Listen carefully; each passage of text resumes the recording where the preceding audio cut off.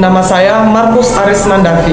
Saya dari kelas 12 IPA 1. Pada kesempatan kali ini, saya akan melakukan ujian praktikum dengan mata pelajaran kimia dengan guru pengampu Ibu Dina Rosanti Sarumaha.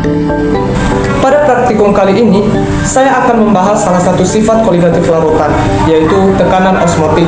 Melalui percobaan sederhana ini, saya akan menunjukkan bagaimana perbedaan konsentrasi larutan dapat menyebabkan perpindahan pelarut melalui membran semipermeabel, sehingga menghasilkan suatu tekanan yang disebut dengan tekanan osmotik. Sifat koligatif adalah sifat larutan yang bergantung pada jumlah partikel zat terlarut dalam larutan, bukan pada jenis zatnya. Sifat ini berkaitan dengan perubahan sifat fisik larutan ketika suatu zat terlarut ditambahkan ke dalam pelarut.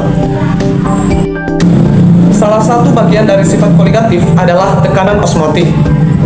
Tekanan osmotik adalah tekanan yang diperlukan untuk menghentikan perpindahan pelarut melalui membran semipermeabel dari larutan yang berkonsentrasi rendah menuju yang berkonsentrasi lebih tinggi. Peristiwa perpindahan pelarut ini disebut osmosis. Nah, dalam praktikum kali ini, saya menggunakan kentang sebagai membran semipermeabel alami karena jaringan sel kentang memiliki membran sel yang memungkinkan air bergerak dan keluar melalui proses osmosis. Melalui percobaan ini, saya ingin membuktikan bahwa perbedaan konsentrasi larutan dapat menimbulkan tekanan osmotik yang dapat diamati secara nyata melalui perubahan pada jaringan kentang. Nah, adapun tujuan saya melakukan praktikum ini adalah yang pertama, untuk memahami konsep tekanan osmotik melalui percobaan sederhana. Kedua, untuk mengamati proses osmosis pada jaringan kentang sebagai membran semipermeabel alami. Ketiga, untuk menghitung besar tekanan osmotik pada jaringan kentang sebagai membran semipermeabel alami. Ketiga, untuk menghitung besar tekanan osmotik larutan menggunakan rumus Pi sama dengan M dikali R dikali T. Keempat, untuk membandingkan hasil percobaan dengan teori sifat koligatif larutan. Baik, adapun alat yang saya gunakan pada praktikum kali ini, yang pertama, dua buah gelas, yaitu gelas A dan gelas B. Kedua, timbangan digital, yaitu untuk mengukur massa air dan massa gram. Ketiga, ada termometer yang berfungsi untuk mengukur suhu larutan. Selain itu, adapun bahan yang saya gunakan, yang pertama air, kedua ada garam atau NaCl, dan ketiga ada kentang yang berfungsi sebagai model membran semipermeabel alami. Nah, tujuan kentang digunakan pada praktikum kali ini yaitu karena jaringan selnya memiliki membran sel yang memungkinkan terjadinya perpindahan air melalui proses osmosis. Nah, adapun langkah praktikumnya yaitu sebagai berikut. Yang pertama, saya menyiapkan dua buah gelas, yaitu gelas A dengan gelas B, yang berukuran dan bermassa yang sama. Nah, adapun langkah praktikumnya yaitu sebagai berikut. Yang pertama, saya menyiapkan dua buah gelas, yaitu gelas A dengan gelas B, yang berukuran dan bermassa sama.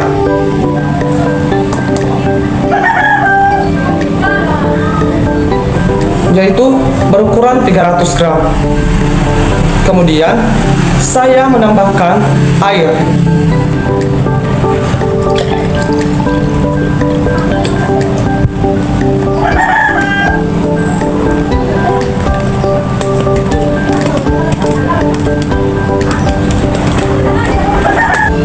Dengan ukuran 182,5. Kemudian saya menambahkan air dengan massa 482 gram pada masing-masing gelas. Nah, setelah dikurangi massa daripada gelas, diperoleh massa air sebesar 182 gram. Nah, adapun suhu daripada airnya yaitu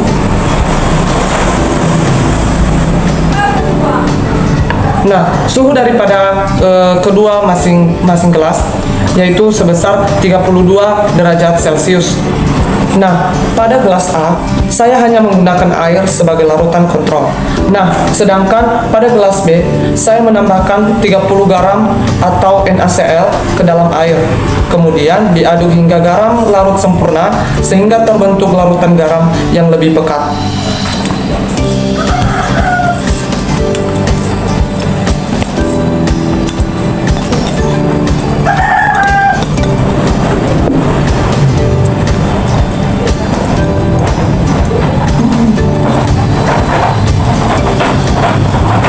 Nah, setelah itu, saya memasukkan masing-masing potongan kentang ke dalam masing-masing cup dan membiarkannya selama beberapa waktu untuk mengamati perubahan yang terjadi akibat proses osmosis.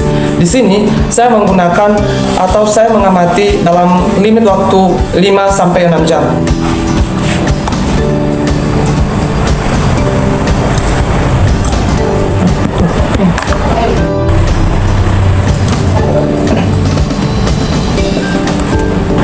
Nah, setelah 5-6 jam, terlihat bahwa kentang pada gelas A tidak mengalami perubahan yang signifikan. Sedangkan kentang pada gelas B terlihat sedikit lebih lembek dan mengalami penurunan kekakuan jaringan. Berikut kentang pada gelas A dan berikut kentang pada gelas B. Nah, perubahan ini disebabkan karena larutan garam pada gelas B memiliki konsentrasi yang lebih tinggi, sehingga air yang berada di dalam sel-sel kentang keluar menuju larutan tersebut melalui proses osmosis. Nah, akibat keluarnya air dalam sel atau air dari sel, tekanan turgor dalam sel kentang berkurang, sehingga jaringan kentang menjadi lebih lunak. Nah, berdasarkan teori sifat koligatif larutan, semakin tinggi konsentrasi larutan, maka semakin besar tekanan osmotiknya. Hasil praktikum ini menunjukkan bahwa pada gelas B yang mengandung larutan garam, terjadi perpindahan air dari dalam sel kentang menuju larutan yang lebih pekat. Akibatnya, sel-sel kentang kehilangan sebagian airnya, sehingga jaringan kentang menjadi lebih lunak dibandingkan kentang pada gelas A. Nah, hal ini menunjukkan bahwa proses osmosis benar-benar terjadi akibat adanya perbedaan konsentrasi larutan, sehingga mendukung teori tentang tekanan osmotik dalam sifat koligatif larutan. Dengan demikian, hasil praktikum yang saya lakukan sesuai dengan teori yang dipelajari dalam kimia. Nah, adapun rumus umum daripada tekanan osmotik, yaitu Pi sama dengan molaritas dikali tetapan gas dikali dengan suhu air. Nah, diketahui pada praktikum yang telah dilakukan, massa garam atau NaCl yaitu sebesar 30 gram, NaCl yaitu 58,5 karena 1 dikali dengan ArNa dan 1 dikali dengan ArCl. Selanjutnya, suhu air pada percobaan yaitu sebesar 32 derajat Celcius ditambah dengan 273 Kelvin yaitu 305 Kelvin. Sementara massa air yaitu 182 gram. Dan tetapan gas pada tekanan osmotik itu berjumlah 0,0825 liter per atmosfer mol pangkat min 1 Kelvin pangkat min 1. Nah, sedangkan yang ditanya adalah tekanan osmotik. Nah, rumus umum daripada tekanan osmotik adalah Pi sama dengan molaritas dikali tetapan gas dikali dengan suhu air. Sementara molaritas belum diketahui, kita akan mencari molaritas dengan rumus mol dibagi dengan volume larutan. Mol di sini juga belum diketahui, maka kita akan mencari mol dengan rumus massa dibagi dengan massa relatif, massa atom relatif. Massa yang kita gunakan pada percobaan ini adalah massa garam, yaitu 30 dibagi dengan 58,5. Hasilnya adalah 0,51 gram per mol. Ini adalah jumlah molnya. Sementara volumenya juga belum diketahui. Rumus mencari volume yaitu P atau massa atau tekanan air dikali dengan massa air. P adalah 1 karena belum diketahui, karena tidak diketahui dalam percobaan. Sementara massa air adalah 182 gram. Maka 1 dikali 182 yaitu 182 mili. Kita akan merubah menjadi satuan liter menjadi 0,182 liter.